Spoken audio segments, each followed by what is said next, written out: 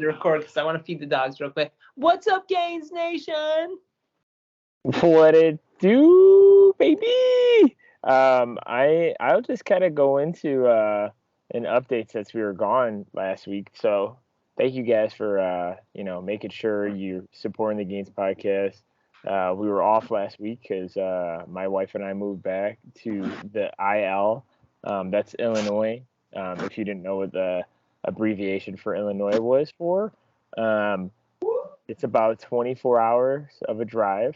Um, the drive took about 30 hours in total with stops because we had my dog with us, and then my buddy drove with me, and my wife flew back. But um, it took about 30 hours. We did it straight 30 hours. I managed to get pulled over once, but we made the trip. None of us got hurt. The truck and the trailer was fine. The gains were there. Honestly, so I didn't buy a lot of snacks. I was just buying a bunch of I guess like sandwiches and like meals like every gas station stop. And dude, I don't know if it's being awake. Oh, by the way, I got pulled over, but we were going six over, but the Oklahoma police officer let us go. So no ticket here. I know I said that, and people were like, "Well, did you at least get a ticket?" But no, they were like doing something where like they're pulling people over with like U-Hauls and like semi trucks, like making sure like people are safe, like going the speed limit. I think it's malarkey, but he called us cool, and then like he's like, "I'm gonna let you guys go. Don't worry. I just need to get down, take down your information." I'm like, "Okay, like sounds good." But anyways, being up for so I didn't even go to bed until so we got in around like 3 or 4 p.m. Friday, and at that point, probably awake for probably over 30 hours, and I didn't go to bed till like 9:30 p.m. I just didn't want to mess up my sleep cycle. Like, yeah, I could have went to bed at like 5 p.m. and then woke up at like 6, 7 a.m. But I just didn't want to mess things up, and I was like, you know what, let me just suffer just a little bit more, and then I went to bed around like the same time I usually do. But you know what's crazy about it? To the beginning of point was to say like 2 minutes ago. Throughout that 30 hours of being awake and like driving, because I drove the whole time and my buddy didn't drive at all. I drove the truck for that 24 hour. Yeah, 100% me. And Damn, he buddy. said, yeah, he sat in the passenger seat. I'm telling you, man, there's something in me. I don't know. There's something in me that's crazy, but it's all good. But I was like hungry, so we try to like not stop we only stop like every 4 to 5 hours. But you know what's crazy about being awake that long? Your body like just like is like I don't know. It's like survival, and I was like starving at like every stop, and like we had some snacks like prepared like in a bag, but like like when like something like this where I didn't want to record food, and like I didn't want to worry about like eating like too much or like, looking at too much, because like when you're driving for that long, like it's easy to buy a big bag of Doritos and eat a whole bag of Doritos, right? So every stop, like all I did was order like a chicken sandwich, or like like a protein bar or a protein shake, which protein shakes at the gas station are flipping expensive. Like 40 grams of protein was like $5 or $6, and I'm like, holy dude, if I do 2 scoops of protein for 50 grams of protein at home at like a powder based protein and just mix it up myself, it probably cost me like $2, not even like half the price. And but besides the fact is, I was trying to eat like whole foods the whole time, and every time, like, dude, I was just starving every stop. Like, like maybe that like the only time I was like feeling tired was like 6 hours out of Chicago, and like after I got because I obviously didn't eat the best or eat like my normal food, but like I had like a McGriddle and a hash browns from McDonald's. After I finished that and drank a bunch of salt and water, like dude, I was like wide awake. So it's like I don't know what it was, but I was like starved like every time we stopped. And I don't know if it's maybe the energy spent on like paying attention and concentrating, like, and like we would walk the dog like every stop too, so she wouldn't be like anxious or like restless. so she'd be pretty tired like every time we stopped. But like it was like crazy, Roman, like how hungry I was. Does that make sense? Yeah, for sure. I feel like that a similar thing happened to me on my drive back from Chicago, and that drive was only we did like 12 or 13 hours the first day, and the second day we did like 8 hours, 9 hours, something like that. And you were just like consistently eating the whole time? Not the whole time, but I felt like I was hungry a lot. Like you were saying, like bags of chips. I got those Snyder's like buffalo bites, and I just absolutely like demolished them. Like I split them Yeah, up. I didn't get any of those. See, I didn't get any of those at all. That's why that's why I didn't want to do that. I just wanted to get like chicken sandwiches or like like a McGriddle. Like I didn't want to get like full on like bags of stuff. That's smart, buddy. Also too, also the bag of carrots I brought was pretty clutch. Like I brought like a big bag of carrots and I was just munching on carrots like here and there. And then yeah, I brought caffeine pills too, just in case. I needed them, and I did pop like 2 of them, so I had like 400. And also, too, guys, I wouldn't suggest this at home, but if you want to know, I did intake about 1.2 grams of caffeine within the 30 hours. So that's obviously 1,200 milligrams of caffeine. So Oh if you my. think about it, Wood Scuba pre-workouts like 150 to 200 milligrams, about 10 times that amount, right? 10 times? Or Yeah, that's like what I probably consume in like 8 days. dude, me too. I told you. Like most of the time, I drink like maybe like 1 cup of coffee like a day. And like we're talking like I usually train like morning, afternoon, and like I'll have the coffee before then and like be good like the rest of the day. I might have like a diet pop which has like 50 milligrams of caffeine afterwards. That's about it. So You must have your anxiety must have been through the freaking roof. there was a point in time where my rate was pretty high when just sitting there, and it's like, see, the thing is like the truck was about 15 feet long, and then the trailer, I'd say it was about 10 to 12 feet long. So we're talking like a vehicle that is like 25 foot plus. So I don't drive those often. I feel like a lot of our listeners probably don't drive those often unless you're like a semi truck driver. So but you know what, it's everyone on the road is nice. Semi trucks like at night were like flashing their lights, like because they're like saying like, hey, you're clear to like pass me type deal. Because there's like 2 lane highways pretty much the whole way through. So like semi trucks are really nice to me. And yeah, and I did, yeah. But either way, I'm back at the gym, buddy. I because I have we mentioned it before, but like if you guys have Blue Cross Blue Shield or a certain health insurance, make sure to check out to see if you have like a um, membership status with your insurance, because for 25 bucks a month, like I pay the insurance, and there's a list of gyms. You type code, it tells you what gyms that are located on there that are program, and you pay that flat $25 a month. And I think they stages now where it's like 19, 29, and 39 now. But there's a certain amount of gyms that are on there. Go to any of them as long as you show your identification card, like your state ID or license, and then you show them that membership ID number, and you're in the system. So I was already a member at one of the gyms nearby where I'm living right now, but over this course of the week, I did sign up for 2 more gyms. So now I have access to 3 gyms within like 5 or 10 minutes of where I'm living. So I actually caught a lift with my brother for the first time in like 2, 3 years, because he goes to like a rec gym like 10 minutes away. And then my wife and I, she wants to work out at the gym like closer by to here at another rec center to this village. And we signed up and I worked out with her.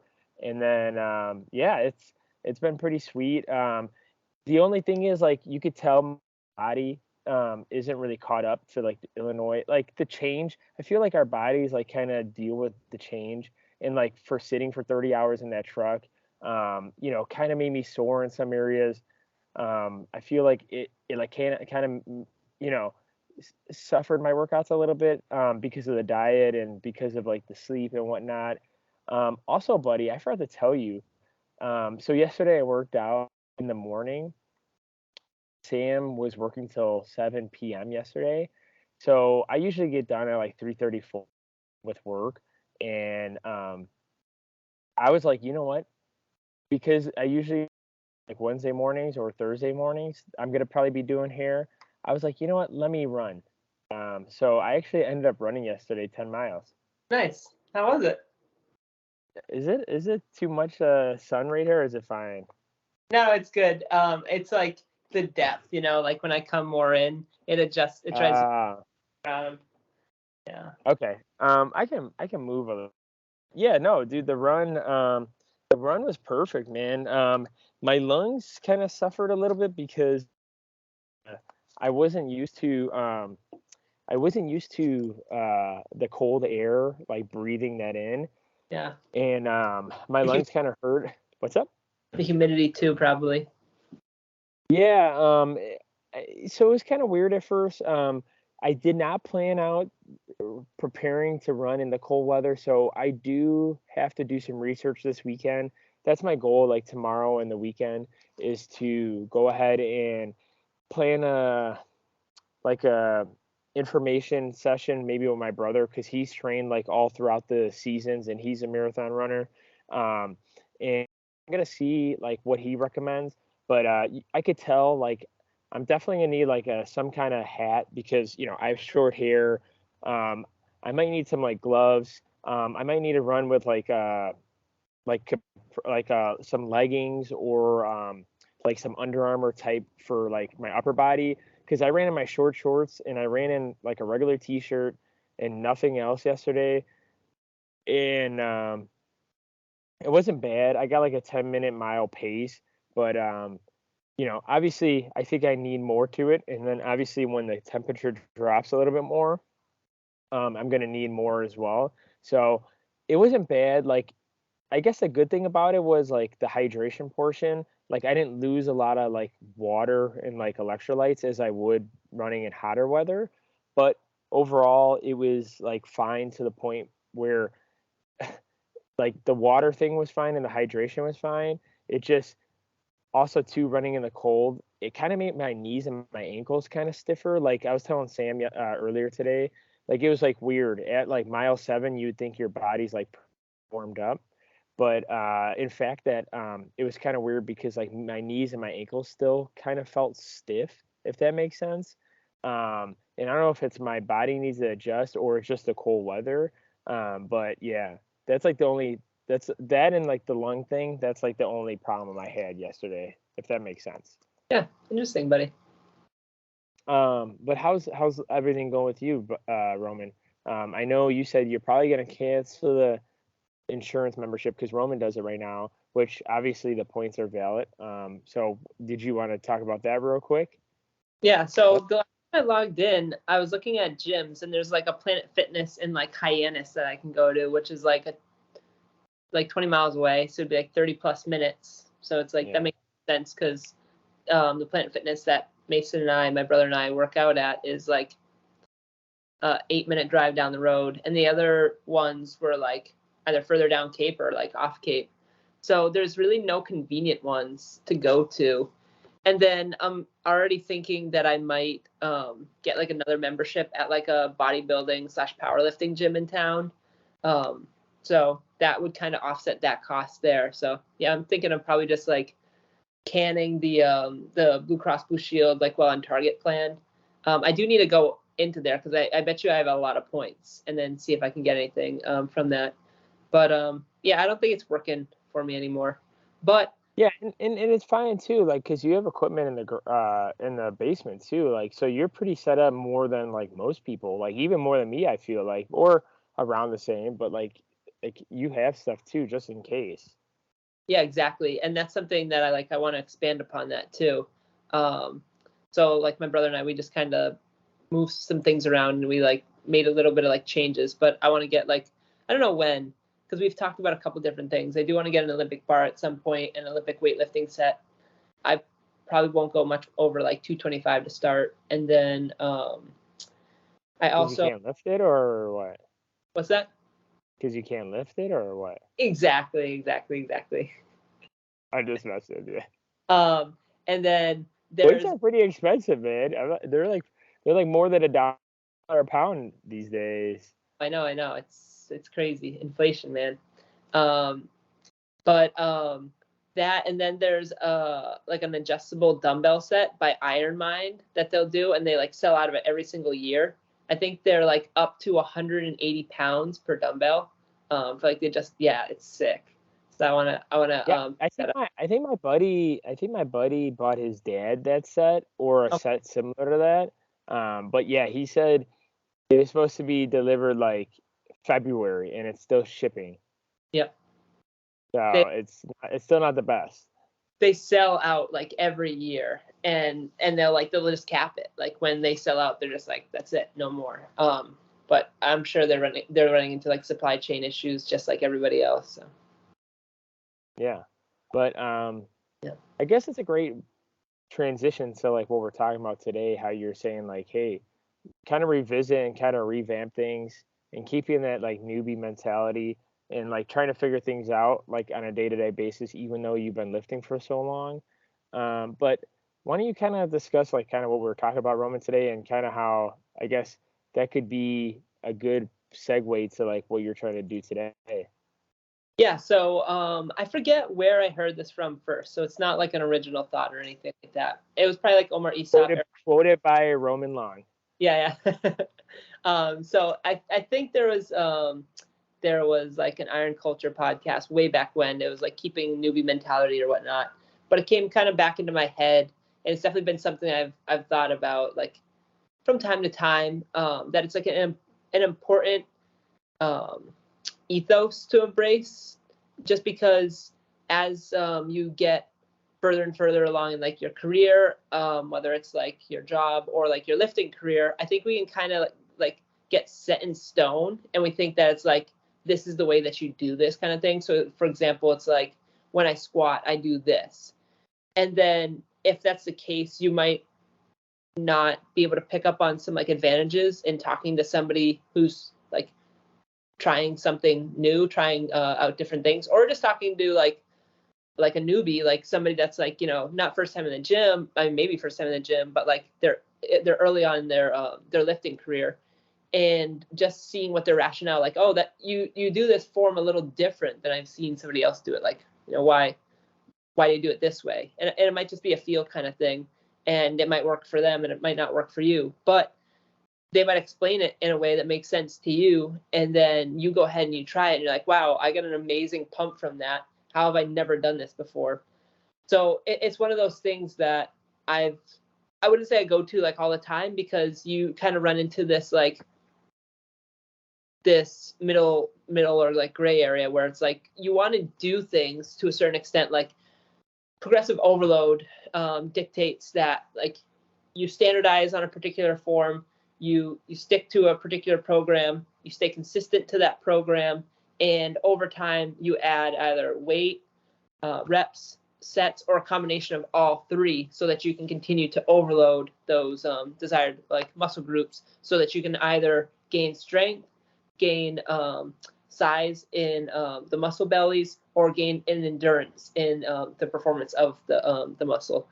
So you can't do it all the time. You can't always embrace the newbie mentality, but I think that it is something that is a valuable ethos to have, like to allow that like that thought and that concept to like enter into your mind, and then say like, yeah, you know what, I've always done let's say laterals. I've always done dumbbell laterals this way, and you've never tried super range of motion lateral raises, and then you try them and you get an insane pump in your side delt, and then your numbers just start blowing up, and you find that your progress is insane because you were capping your side laterals here, and you weren't like developing, let's say, like the lower attachment points of your laterals as much as possible, or you just weren't sufficiently overloading them, so you weren't able to create a sufficient stimulus for the muscles to grow. But yeah, so that was something that was like a thought that came into my mind, and I wanted to chit chat with you about it, Antoine, see what you thought about it, and see if it was something that was of value to our listeners. Yeah, I mean, no, it's an awesome subject because I guess it's kind of different, kind of similar. When it first comes like to mind with me, when you first brought it up to me, it's kind of like me coming back to Illinois, right? So like with my lifting, I've been so strict, not so strict, but like so like content about like, hey, this full body thing, it's working for me. I tried push pull legs, I didn't like it. Got back to full body, still loving full body. I love being able to bench and then hitting like lateral raises and then hitting leg extensions. Um, but it gets back to the original point of me coming back and like, there's a lot of friends and family here that I have and I'll be able to lift with or exercise with. And like some of the people, like our friend Alex, that's a coach and a trainer, and he kind of does a little bit different stuff. He's actually prepping for a powerlifting meet. I don't know if I told you about that, Oh Roman. no, that's it. Yeah. So he's stepping away from most of the functional fitness stuff he's doing, and he's got a coach and doing powerlifting stuff. And like someone like him, he reached out to me. He goes, "Hey," and he's got a pretty sick garage gym, and he goes, "Hey, come by like one of these days or weekends in the morning, and like we'll catch a lift." So to like Roman's point, it's not like a bad thing to have that newbie mentality because if like say if you have that connection or relationship with someone and just because they're not doing the same lift on the same day as you kind of like make it work and be open with it. And like that's something that like I never really did because I've always been strict to it. I've always been like Roman says, like that robot where I'm trying to make as much most gains as possible. I'm trying to dictate this number and get it higher, get my numbers up higher, get my bicep inches higher, like stuff like that, to the point where I hardly did any of that. And like this is the time too when I'm coming back is to start focusing on those relationships with those people that are like-minded individuals like Roman and I, and who really want to just be fit, who want to be healthy, who want to be stronger, faster. So like that's what came in my mind where it's like, hey, just because you're on that strict diet plan, strict plan, doesn't mean like you should blow off that lift with that person. So it could be, it could be a person you haven't connected with in a year plus, or be a person you talk to every day. But see, the thing is, when you're not open minded when it comes to that stuff, then I feel like you're gonna give yourself a fault. There's times where, like Roman was saying, I lifted with one of our friends, Billy, back in Arizona, and how many times have you done a bicep curl, right? I've done a bicep curl probably since I was what, 9 years old, 10 years old. Like, I mean, bicep curl is probably one of the first things a guy or girl probably does. It's like a lift because it's like so easy. You could grab like a toy, you could grab like furniture and just curl it, right? You see someone curl something, you curl it. And I've been lifting for what, 10 plus years. And when I worked out with him, he showed me like a stand up rope curl from the ropes. And it was, like you're backwards to the cable itself. Sorry, this thing is like adjusting. Has a hard time adjusting. But so so he and like I got like such a big pump and a big burn from my bicep area, which I wanted to grow at the time. And honestly, I started adding it to my training once a week. So instead of doing a seated dumbbell curl, which I usually did because that gives me like my most focus and my most like drive to that muscle group as a bodybuilder, I started putting those in, and the pumps were starting to get unreal to the point where holy cow, like I've been doing this since I was like 10 years old. And back to Roman's like main point is like you're just so once you get so experienced, you become so open-minded to the point where like anything could be right, especially in the training industry, like anything could be making you better. Like just because like you've done squats, you perfected it, but you've never done like in a full range of motion leg press, and then all of a sudden like your squat feels better or your biceps rope curls.